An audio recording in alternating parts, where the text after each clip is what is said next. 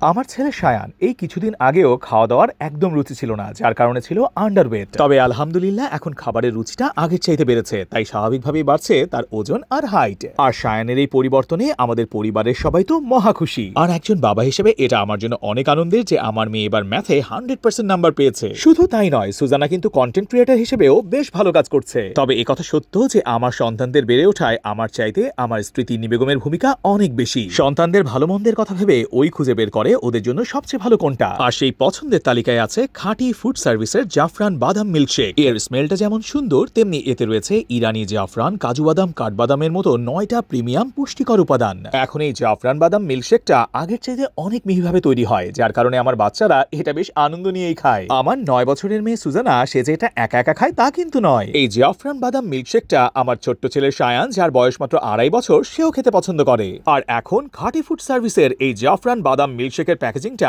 আরো বেশি প্রিমিয়াম, আরো বেশি সুন্দর। আপনার আমার সন্তানদের বেড়ে ওঠার এটাই তো সময়। আমরা প্রত্যেকেই চাই আমাদের ভবিষ্যৎ প্রজন্ম এভাবেই জ্ঞান, মেধা, শক্তিতে সুন্দরভাবে এগিয়ে যাক।